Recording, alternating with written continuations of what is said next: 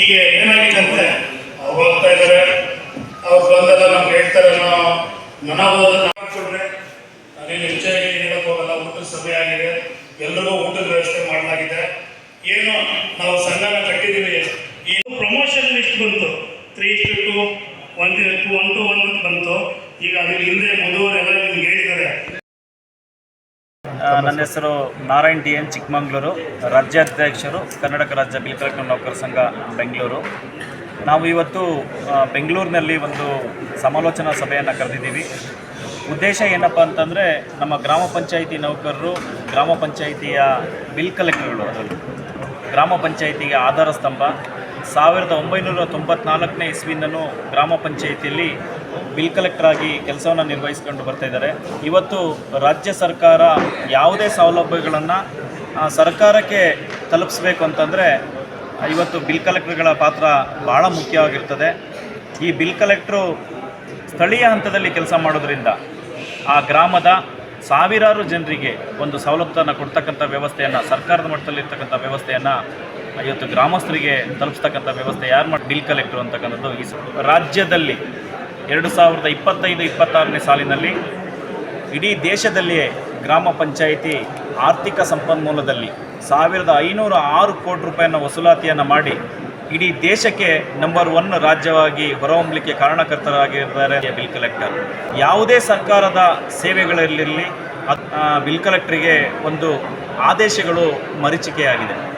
ಸುಮಾರು 15-20 ವರ್ಷ ಸೇವೆ ಸಲ್ಲಿಸ್ಕೊಂಡು ಬಂದರೂ ಕೂಡ ಇವತ್ತು ಪದೋನ್ನತಿ ಆಗ್ತಕ್ಕಂಥದ್ದು, ಅಂದರೆ ಪ್ರಮೋಷನನ್ನು ಹೊಂದತಕ್ಕಂಥ ವ್ಯವಸ್ಥೆ ನಮ್ಮ ಬಿಲ್ ಕಲೆಕ್ಟರ್ ಕಡಿಮೆ ಅಂತಕ್ಕಂಥದ್ದು. 1994ರಿಂದ ಇಲ್ಲಿ ತನಕ, ಅಂದರೆ 2002 ತನಕ 10 ವರ್ಷ ಜ್ಯೇಷ್ಠತೆಯನ್ನು ಪೂರ್ಣಗೊಳಿಸಿದಂಥ ಬಿಲ್ ಕಲೆಕ್ಟ್ರಿಗೆ ಪದೋನ್ನತಿಯನ್ನು ಕೊಡಬೇಕು ಅಂತಕ್ಕಂಥದ್ದು, ಕಾರ್ಯದರ್ಶಿ ಗ್ರೇಡನ್ನು ಕೊಡಬೇಕು, ಕಾರ್ಯದರ್ಶಿ ಗ್ರೇಡ್ 2 ಹುದ್ದೆಯನ್ನು ಕೊಡಬೇಕು ಅಂತಕ್ಕಂಥದ್ದು ಸರ್ಕಾರದ ಹಂತದಲ್ಲಿತ್ತು. ಅದು ಯಥಾವತ್ತಾಗಿ ನಡ್ಕೊಂಡು ಬರ್ತಾಯಿತ್ತು. ಹಾಗಾಗಿ ನಮ್ಮ ಹಿರಿಯ ಬಿಲ್ ಕಲೆಕ್ಟರ್ಗಳು ಎಲ್ಲರೂ ಕೂಡ ಸೀನಿಯಾರಿಟಿ ಪ್ರಕಾರವಾಗಿ ಒಂದು ಪದೋನ್ನತಿಯನ್ನು ಹೊಂದ್ತಾಯಿದ್ರು. ಇದಾದ ನಂತರ ಸರ್ಕಾರ ಒಂದು ಆದೇಶವನ್ನು ಮಾರ್ಪಾಡನ್ನು ಮಾಡಿ ಇದರಲ್ಲಿ computer operator come data entry ಅವರನ್ನು ಪಂಚಾಯಿತಿ ಒಳಗಡೆ ಸೇರಿಸ್ಕೊಂಡು ಅವರಿಗೆ ಪದೋನ್ನತಿ ಕೊಡುವ ಉದ್ದೇಶದಿಂದ ಕೇವಲ ಈ ಒಂದು ಪದೋನ್ನತಿಯ ಕಾಲಾವಧಿ 10 ವರ್ಷ ಏನಿತ್ತು ಅದನ್ನು 8 ವರ್ಷಕ್ಕೆ ಸೀಮಿತಗೊಳಿಸ್ತಾರೆ. ದೆನ್ ಅದಾದ ಮೇಲೆ ಒಂದೇ ವರ್ಷದಲ್ಲಿ ಮತ್ತೆ ಮಾರ್ಪಾಡಣೆಯನ್ನು ಮಾಡಿ ಕೇವಲ 6 ವರ್ಷಕ್ಕೆ ಕಾರ್ಯದರ್ಶಿ ಗ್ರೇಡ್ 2 ಮತ್ತು SDA ಹುದ್ದೆಗೆ ಪದೋನ್ನತಿ ಕೊಡಿ ಅಂತಕ್ಕಂಥದ್ದು ಆದೇಶವನ್ನು ಮಾಡ್ತಾರೆ.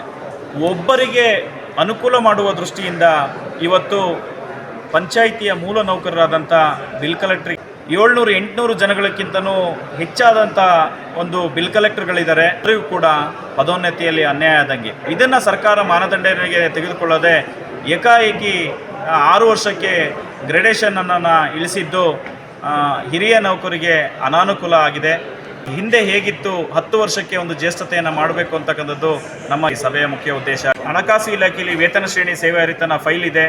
ಈ ಒಂದು ಫೈಲನ್ನು ಮೂವ್ಮೆಂಟ್ ಮಾಡಿದರೆ ಎಲ್ಲ ಗ್ರಾಮ ಪಂಚಾಯಿತಿಯ 5 ನೌಕರಗಳಿಗೆ, ಗ್ರಾಮ ಪಂಚಾಯಿತಿಯ bill collector, DO come clerk, attender, Waterman ಮತ್ತು ಸ್ವೀಪರ್ಗೆ ಇವರಿಗೆ ಎಲ್ಲರಿಗೂ ಕೂಡ ಅನುಕೂಲ ಆಗ್ತದೆ ಅಂತಕ್ಕಂಥದ್ದು. 2500 ಪೋಸ್ಟ್ಗಳು SDA ಹುದ್ದೆಗಳು ಖಾಲಿದೆ.